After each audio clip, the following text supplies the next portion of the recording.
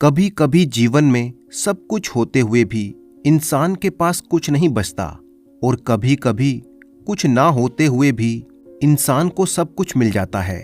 ये कहानी है एक ऐसे ही इंसान की जिसने डर के मारे अपना राज्य छोड़ दिया।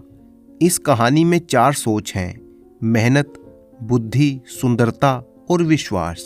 तो चलिए शुरू करते हैं हमारी आज की कहानी। बहुत ही पुराने समय की बात है। उत्तर दिशा में हरे भरे जंगलों और बहती नदियों के बीच में बसा हुआ एक समृद्ध राज्य अमरगढ़। अमरगढ़ सिर्फ अपने धन और वैभव के लिए नहीं, बल्कि अपने न्यायप्रिय राजा के लिए भी दूर दूर तक प्रसिद्ध था। इस पर राज करते थे महाराज देवव्रत।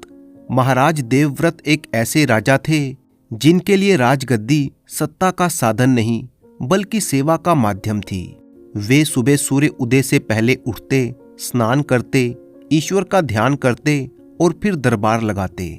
कहा जाता है कि अगर अमरगढ़ का कोई नागरिक दरबार तक पहुंच जाए तो वो खाली हाथ नहीं लौटता। राजा स्वयं उसकी फरियाद सुनते थे। ना अमीर गरीब का भेद, ना ऊंच नीच का भान। इसी कारण से वो राजा अपनी प्रजा में लोकप्रिय थे। अमरगढ़ का राजमहल भव्य था, लेकिन घमंड नहीं था। संगे मरमर की ऊंची दीवारें, ऊंचे खंबे और बीच में विशाल दरबार। दरबार के एक तरफ मंत्री बैठते थे और दूसरी तरफ सेनापति और सैनिक, और बीच में ऊंचे सिंहासन पर महाराज देवव्रत। राजा के 2 पुत्र थे, बड़ा बेटा विक्रमकेतु और छोटा बेटा आर्यवर्धन। दोनों का पालन पोषण एक ही महल में हुआ। एक ही गुरु से दोनों को शिक्षा मिली, लेकिन स्वभाव में जमीन आसमान का अंतर। विक्रमकेतु बचपन से ही क्रोधी था। उसे शक्ति पसंद थी, दया नहीं। उसकी आंखों में करुणा नहीं थी, बल्कि अधिकार की भूख झलकती थी। वो अक्सर कहता, राजा वही होता है जिससे लोग डरें। उसे शिकार का शौक था, लेकिन शेर या हिरन से ज्यादा उसे कमजोर इंसानों पर अधिकार जमाना पसंद था। प्रजा उससे डरती थी, सेवक उससे कांपते थे। राजा कई बार उसे समझाते कि बेटा, राजा बनने के लिए दिल बड़ा होना चाहिए, लेकिन विक्रमकेतु के कानों पर जूं तक नहीं रेंगती थी। दूसरी ओर था उनका छोटा बेटा आर्यवर्धन। वो शांत स्वभाव, विनम्र व्यवहार और आंखों में अजीब सी चमक वाला था। उसे जंगल के पशुओं से प्यार था। साधु संतों का वो सम्मान करता, प्रजा की बात सुनता, उनके सुख दुख में शामिल होता और अक्सर कहता, राजा वही है जो सबसे पहले स्वयं को जीते। राजा देवव्रत सब समझते थे। उन्हें पता था कि बड़ा बेटा सिंहासन चाहता है और छोटा बेटा सेवा चाहता है। रात के सन्नाटे में महाराज कई बार जागते रहते। उनके मन में बस एक ही प्रश्न घूमता, मेरे बाद मेरे राज्य का क्या होगा। एक रात की बात है, जब पूरा महल सो रहा था, राजा देवव्रत को अचानक सीने में तेज दर्द उठा। सेवक दौड़े, वैद्य को बुलाया गया, लेकिन समय बहुत ही कम था। राजा ने आखिरी सांस ली और धीमे से कहा, मेरा राज्य, मेरी प्रजा। और फिर राजा ने प्राण त्याग दिए। पूरा राज्य शोक में डूब गया। घंटियां बजने लगी, महल में रोने बिलखने की आवाजें आने लगीं। लेकिन उसी महल में एक इंसान ऐसा भी था जिसे दुख नहीं, बल्कि खुशी थी, और वो था राजकुमार विक्रमकेतु। उसने बिना समय गवाए सेनापति वीरभान को बुलाया और अगले ही दिन खुद को राजा घोषित कर दिया। ना कोई विधि, ना कोई प्रतीक्षा। वो सीधा सिंहासन पर बैठा और उसने कहा, अब मैं ही अमरगढ़ का राजा हूं। दरबारियों ने सिर झुका लिया, किसी ने भी उसका विरोध नहीं किया। लेकिन छोटा राजकुमार आर्यवर्धन ये सब कुछ देख रहा था। उसे समझ में आ चुका था कि अब ये राज्य उसके लिए सुरक्षित नहीं है। रात के समय छोटा राजकुमार आर्यवर्धन मंदिर में गया। उसने ईश्वर के सामने सिर झुकाया, हे प्रभु, यदि मेरा यहाँ पर रहना किसी के लिए विनाश है तो मुझे रास्ता दिखाइए। और उसी रात राजकुमार ने अमरगढ़ छोड़ने का फैसला कर लिया। राजकुमार आर्यवर्धन अकेला नहीं था।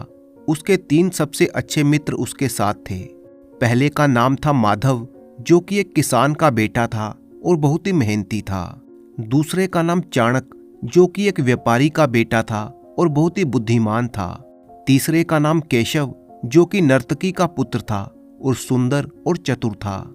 जब राजकुमार ने उन तीनों को अपना फैसला बताया तो तीनों स्तब्ध रह गए। उन्होंने उसे समझाया कि वो राज्य छोड़कर ना जाए, लेकिन राजकुमार आर्यवर्धन नहीं माना। तब तीनों ने कहा, ठीक है मित्र, जहां तुम वहीं हम।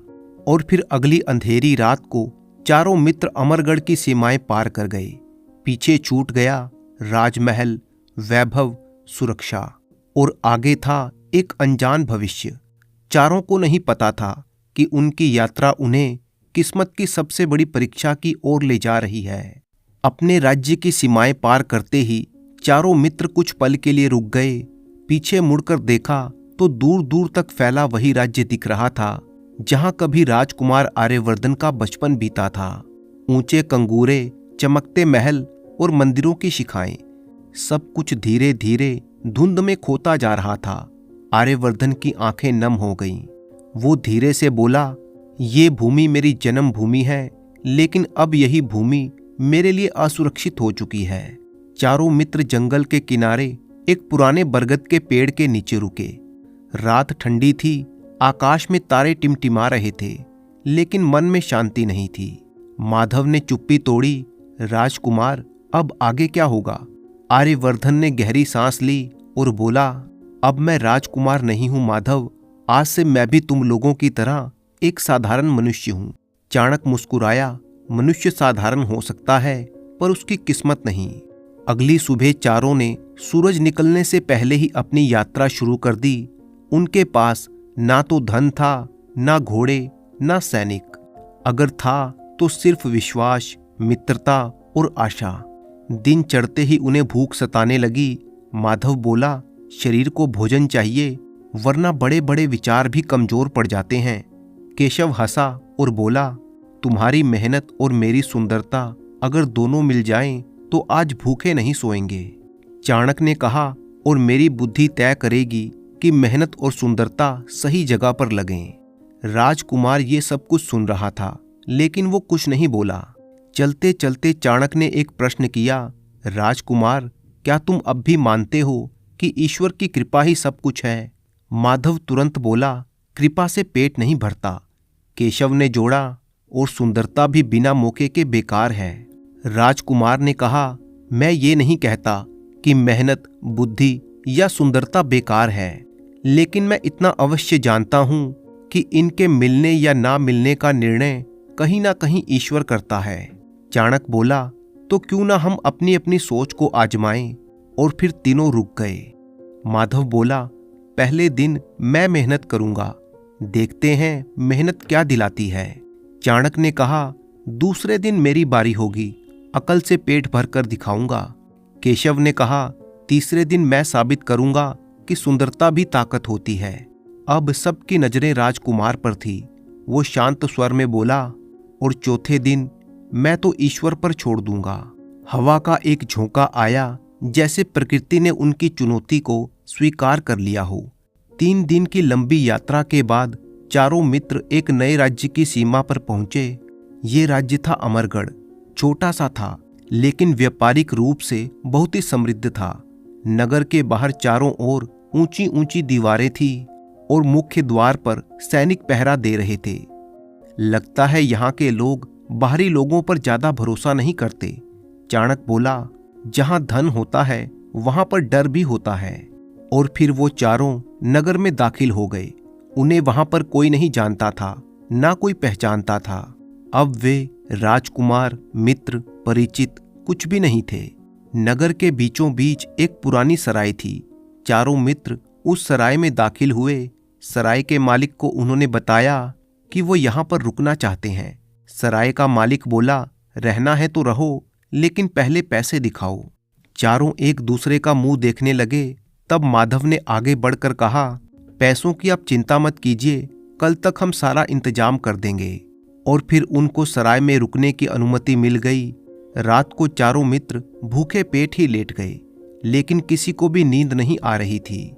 राजकुमार भी बेचैन था और वो मन ही मन ईश्वर से प्रार्थना कर रहा था कि हे प्रभु, अगर आपकी यही इच्छा है तो मुझे शक्ति दीजिए।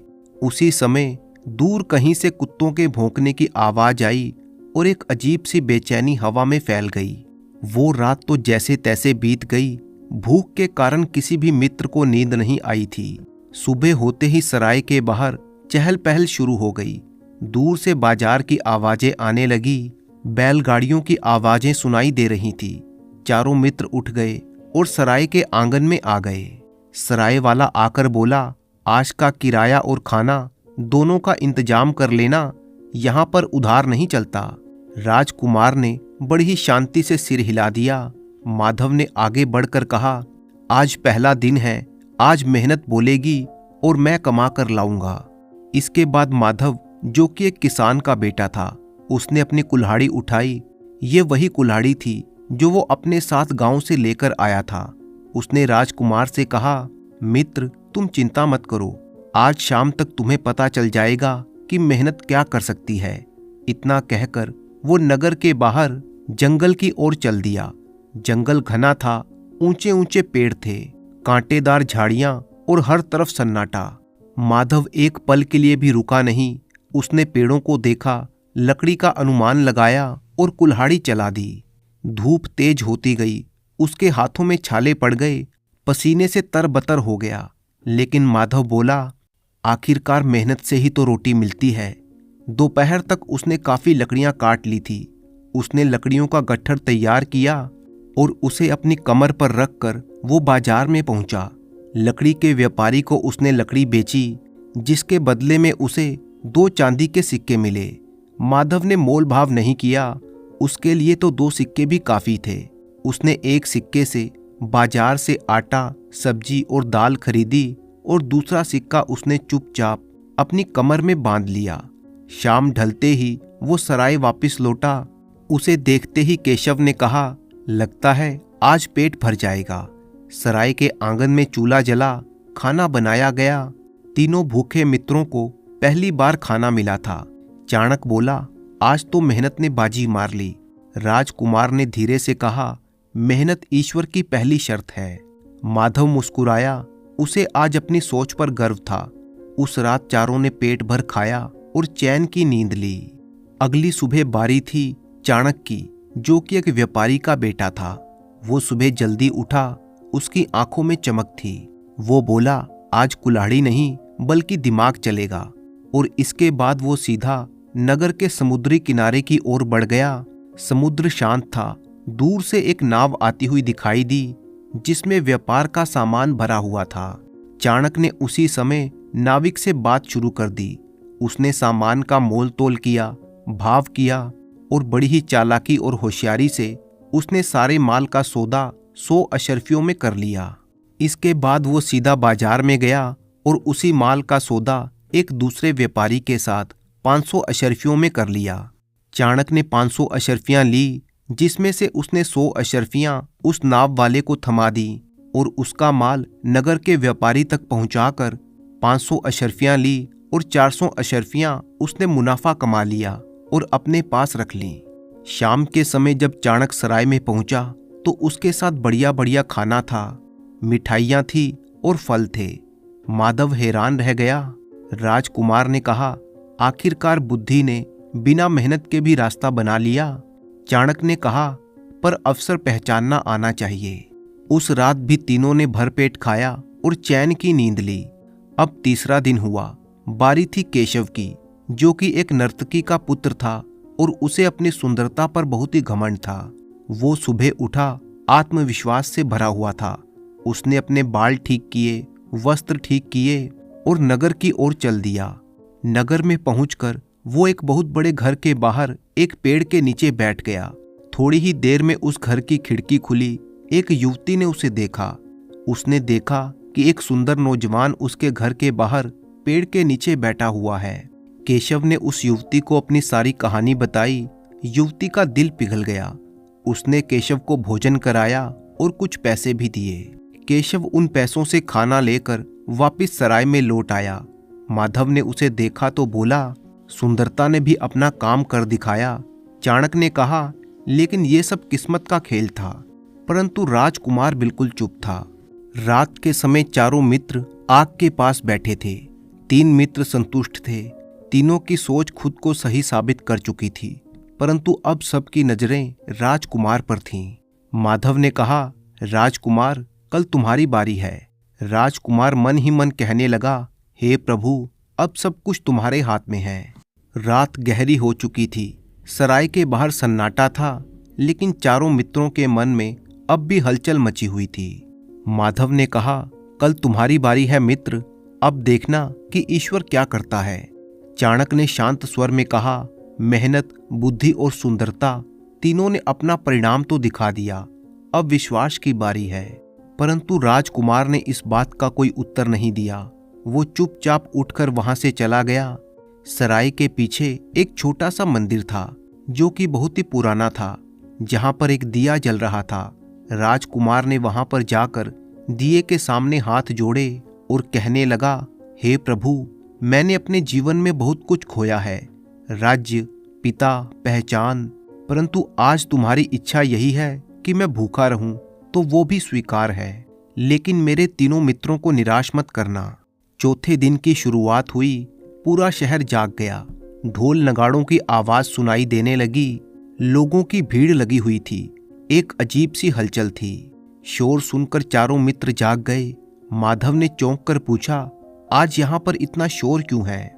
सराय का मालिक बोला, अरे तुम्हें नहीं पता, आज हमारे राजा की अंतिम यात्रा है, उनकी मृत्यु हो चुकी है। ये सुनकर सभी मित्र स्तब्ध रह गए।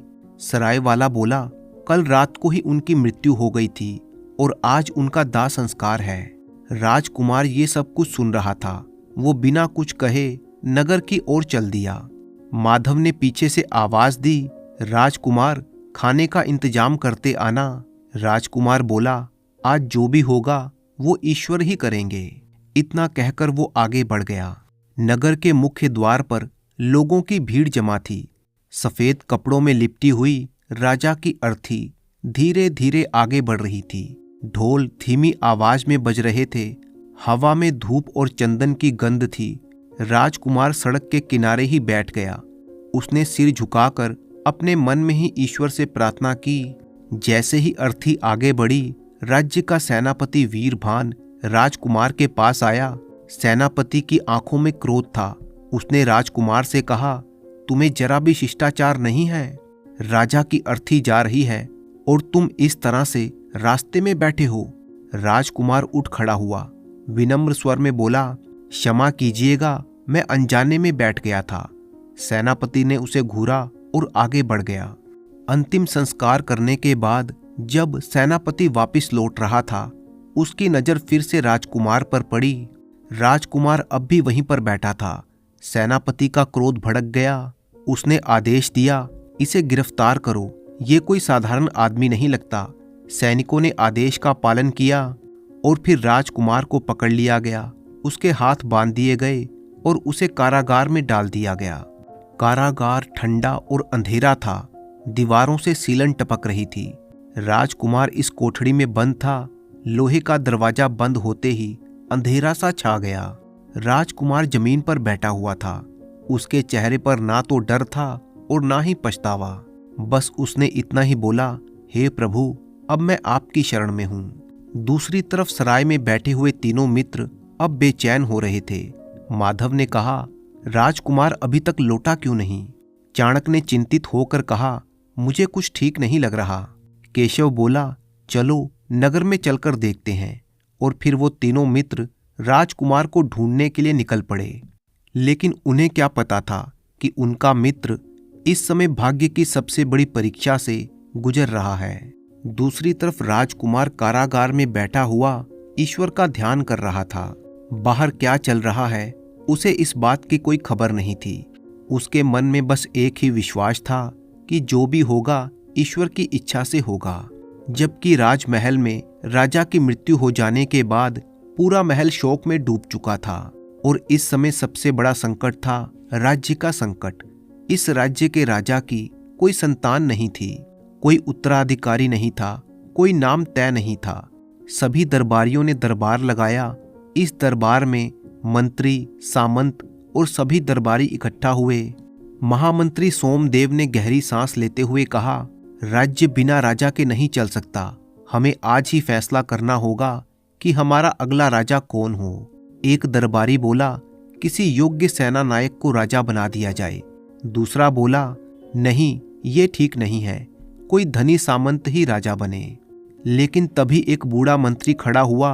वो बोला, राजा वो होना चाहिए जिसमें राजसी खून हो, जो किसी शाही खानदान से हो। साधारण व्यक्ति सिंहासन के योग्य नहीं हो सकता। पूरा दरबार एक पल के लिए शांत हो गया। इसी बीच सेनापति वीरभान आगे बढ़ा। उसने कहा, मेरे कारागार में एक ऐसा युवक बंद है जो साधारण नहीं लगता। उसकी बातें, उसका धैर्य, सब कुछ राजकुमारों जैसा है। महामंत्री ने चौंक कर पूछा, कौन है वो? सेनापति बोला, वो कहता है कि वो किसी दूसरे राज्य का राजकुमार है। ये सुनते ही पूरे दरबार में सरगर्मी सी फैल गई। महामंत्री ने आदेश दिया, उसे तुरंत दरबार में पेश किया जाए। सैनिक राजकुमार को कारागार से बाहर ले आए। उसकी बेड़ियां खोली गई, उसे स्नान कराया गया, साफ वस्त्र पहनाए गए। जब वो दरबार में पहुंचा तो पूरा सभागृह उसी की ओर देख रहा था। उसका चेहरा शांत था, आंखों में कोई भय नहीं था। महामंत्री सोमदेव ने गंभीर स्वर में पूछा, तुम कौन हो? इस राज्य में क्यों आए हो? राजकुमार ने हाथ जोड़कर कहा, मैं अमरगढ़ का राजकुमार आर्यवर्धन हूँ। मेरे पिता देवव्रत की मृत्यु हो जाने के बाद मेरे बड़े भाई ने बलपूर्वक राजगद्दी संभाल ली और अपने प्राणों की रक्षा के लिए मुझे राज्य छोड़ना पड़ा। दरबार में सन्नाटा छा गया। सेनापति बोला, मुझे इसकी बातों में सच्चाई लगती है। महामंत्री ने अन्य मंत्रियों की ओर देखा। सभी दरबारियों ने सिर हिलाया और तब महामंत्री ने घोषणा की, ये युवक राजसी कुल से है। हमारे राज्य को ऐसे ही राजा की आवश्यकता है जो अहंकारी ना हो, जो ईश्वर में विश्वास रखता हो। दरबार में एक स्वर गूंजा, हम सभी सहमत हैं। ये देखकर राजकुमार स्तब्ध रह गया। उसके मुंह से बस इतना ही निकला, हे प्रभु, ये सब आपकी ही लीला है। दूसरी तरफ माधव, चाणक्य और केशव अपने मित्र की तलाश में नगर के चक्कर काट रहे थे कि अचानक उन्होंने देखा नगर की गलियों से राजा की सवारी निकल रही थी और उस सवारी पर बैठा था आर्यवर्धन। अपने मित्र को राजा के रूप में देखकर तीनों की आंखें फैल गई। जब उन्होंने पूरी बात का पता किया तो वो तीनों एक ही स्वर में बोले, सचमुच ईश्वर की कृपा ही सबसे बड़ी है। उसी दिन राजकुमार आर्यवर्धन का राज तिलक हो गया। वो राजगद्दी पर बैठा। उसने अपने तीनों मित्रों को बुलाया और कहा, मैं आज जो कुछ भी हूँ वो ना सिर्फ मेरी बल्कि तुम तीनों की परीक्षाओं का भी परिणाम है। अगले दिन राजमहल के दरबार में एक विशाल सभा का आयोजन किया गया। इस सभा में सभी मंत्री, सामंत, सेनापति और नगर के प्रमुख नागरिक उपस्थित थे। राजकुमार का भव्य राज तिलक किया गया। सिंहासन पर बैठते ही राजकुमार की आंखें नम हो गईं। उसे याद आया पिता का स्नेह, भाई का भय, जंगल की भूख, कारागार की अंधेरी कोठरी और अब राजगद्दी। उसने मन ही मन ईश्वर का धन्यवाद किया। राज तिलक हो जाने के बाद उसने अपने तीनों मित्रों को दरबार में बुलवाया। सभी दरबारी उत्सुक थे कि आखिर ये तीनों कौन हैं। तब राजा ने सबको बताया कि ये तीनों मेरे मित्र हैं। अब सभी जानना चाहते थे कि आखिर राजा ने इनके बारे में क्या फैसला लिया है। राजकुमार आर्यवर्धन, जो कि अब राजा बन चुका था, उसने सबसे पहले चाणक्य की ओर देखा और कहा, चाणक्य, तुमने बुद्धि से ये सिद्ध कर दिया कि सही समय पर लिया गया सही निर्णय जीवन की दशा बदल सकता है। आज से तुम मेरे राज्य के खजांची हो। चाणक्य ने सिर झुकाकर प्रणाम किया और कहा, महाराज, मुझे ये नई जिम्मेवारी मंजूर है। इसके बाद राजा ने अपने दूसरे मित्र माधव की ओर देखा, जो कि जंगल से लकड़ियां काट कर लाया था। राजा ने माधव से कहा, माधव, तुमने ये दिखा दिया कि मेहनत के बल पर कोई भी काम किया जा सकता है। किसी भी राज्य की नींव मेहनत पर ही टिकी है और आज से तुम मेरे मंत्री हो। ये सुनते ही माधव की आंखें नम हो गई। उसने कहा, मुझे स्वीकार है महाराज। इसके बाद सबकी नजरें केशव पर थी। राजा कुछ पल तक चुप रहा और फिर बोला, केशव, तुम्हारी सुंदरता ने तुम्हें अवसर दिलाया, लेकिन सुंदरता स्थायी नहीं होती। मैं तुम्हें धन और सम्मान के साथ नए जीवन की शुरुआत करने का अवसर देता हूँ। मेरी तरफ से 10,000 स्वर्ण मुद्राएं स्वीकार करो और अपने नए जीवन की शुरुआत करो। केशव ने सिर झुकाया। आज उसे समझ में आ गया था कि सुंदरता साधन हो सकती है, लक्ष्य नहीं। इसके बाद राजकुमार ने अपने राज्य की बागडोर संभाल ली। उसने पहले ही दिन ये घोषणा कर दी कि गरीबों के लिए अन्न के भंडार खोल दिए जाएं, न्याय सबके लिए खुला रहेगा। उसने साफ साफ कहा, राजा वही होता है जो सबसे पहले अपने अहंकार पर शासन करे। धीरे धीरे उसका ये राज्य फिर से समृद्ध होने लगा। प्रजा कहने लगी, ईश्वर ने हम पर कृपा की और हमें ऐसा सच्चा और नेक राजा दिया है। दोस्तों, मुझे पूरी उम्मीद है कि आपको ये कहानी पसंद आई होगी, तो वीडियो को लाइक कीजिए और साथ ही अपने अच्छे अच्छे कमेंट करना बिल्कुल मत भूलिएगा। कमेंट बॉक्स में अपना नाम और अपने शहर का नाम भी लिखें। तो मिलते हैं आपसे किसी अगली कहानी में। तब तक के लिए अपने दोस्त राणा मंजीत सिंह को अनुमति दीजिए।